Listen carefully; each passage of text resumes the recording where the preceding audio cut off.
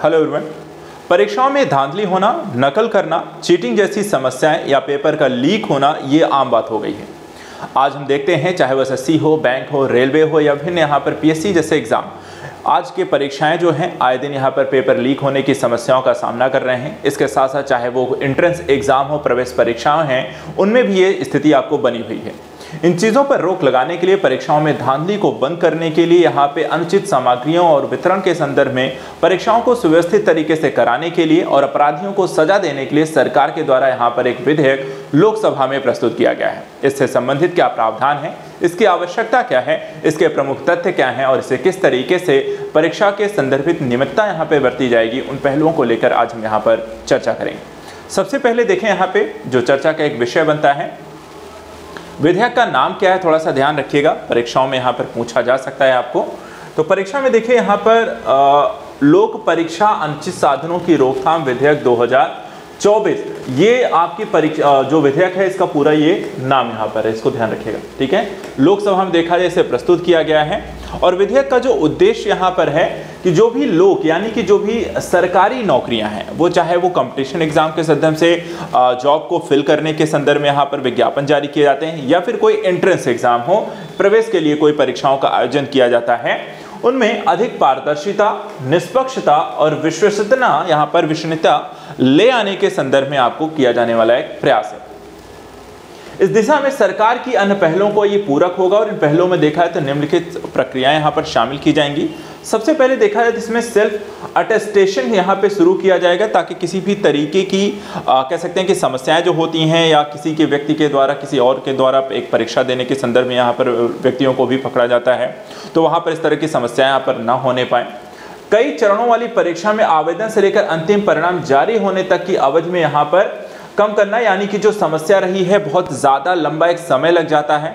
2 साल लग जा रहे हैं, 1.5 साल आपको लग जा रहे हैं कोई भी परीक्षा यहाँ पे कंप्लीट कराने में, उसको भी देखा है तो घटाकर 6 से 10 महीने तक करना, यानी कि परीक्षाएं 1 साल या 6 महीने में यहाँ पर एक कंप्लीट कर ली जाए, बहुत ज़्यादा समय ना लगने पाए।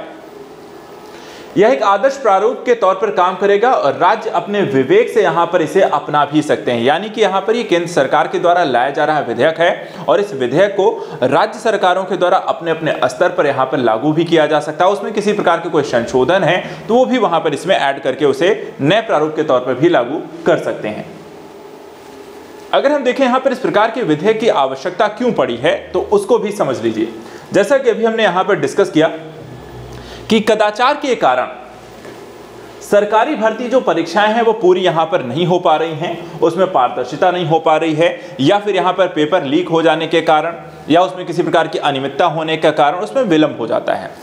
और परीक्षाएं रद्द हो जाती हैं। साथ ही इसके कारण देखा है तो काफ़ी सारे अभ्यर्थियों को समस्या का सामना करना पड़ता है, साल दर साल यहाँ पर उनको अपना समय खराब करते हैं, परीक्षा में अपना समय लगाते हैं और उसके बाद भी यहाँ पर पेपर लीक हो जाए तो यहाँ पर एक हतोत्साहित हो जाते हैं और साथ ही निराशा का एक माहौल आपको बन जाता है। देखा जाए लाखों युवाओं के जो भविष्य पर देखा इसका एक प्रतिकूल प्रभाव आपको पड़ता है। एक रिपोर्ट में भी यहाँ पर बताया गया कि पिछले अगर 5 सालों का आंकड़ा उठाकर यहाँ पर देखा जाए तो प्रश्न पत्र लीक होने से 1.04 लाख से अधिक पदों के लिए आवेदन करने वाले 1.4 करोड़ जो आवेदक हैं वो इससे यहाँ पर प्रभावित हुए हैं और एक बड़ी संख्या अर्थात करोड़ों की संख्या में अब यहाँ पर अभ्यर्थी प्रभावित होते हैं। ऐसा नहीं है कि यहाँ पर 1-2 लाख लोग प्रभावित हो रहे हैं, बल्कि करोड़ों की संख्या में अलग अलग प्रकार की परीक्षाओं में शामिल हुए अभ्यर्थी इसमें शामिल हैं।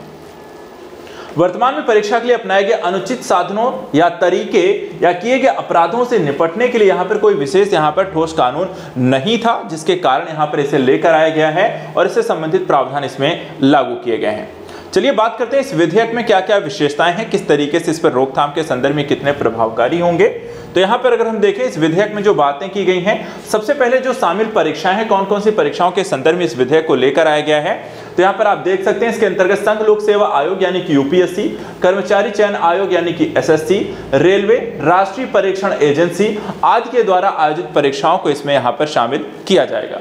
वहीं अपराध की प्रकृति के बारे में यहाँ पर इस विधेयक जो है जानकारी देता है कि अपराधों को संज्ञेय, गैर जमानती और अशमनीय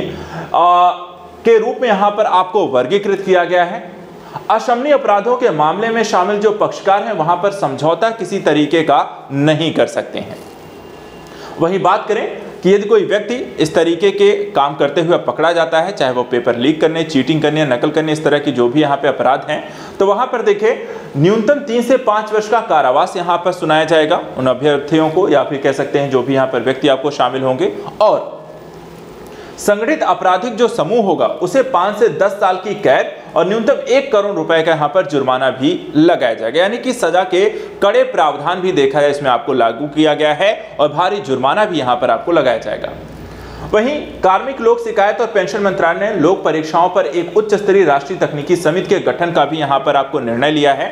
इस समिति में 2 तरीके के कार्यों को विशेष रूप से इसमें प्राथमिकता देकर काम किया जाएगा। पहला, डिजिटल प्लेटफॉर्म को सुरक्षित रखने के लिए प्रोटोकॉल्स यहां पर विकसित किए जाएंगे, और दूसरा जो काम है कि प्रभावी आईटी सुरक्षा प्रणाली के विकसित करने के तरीके और साधन यहां पे तैयार करना होगा। यानी कि जो ऑनलाइन परीक्षा प्रणाली है और या फिर हम कहें इस तरह की जो पेपर लीक इत्यादि की घटनाएं हो रही हैं उसको रोकने के लिए यहां पर एक बेहतर डिजिटल ऐप या फिर तकनीकी का प्रयोग करना और उसको लगातार नियंत्रण में रखना, आईटी सेल्स को विकसित करना, उसका सपोर्ट रखना, किसी प्रकार के हैकिंग इत्यादि से लीक होने की समस्याओं को यहां पर रोके जाने का काम करेगा ये आयोग। तो आज के सेशन में इतना ही। नेक्स्ट वीडियो में कुछ और इंपॉर्टेंट टॉपिक्स को लेकर मिलेंगे। Thank you so much and good luck.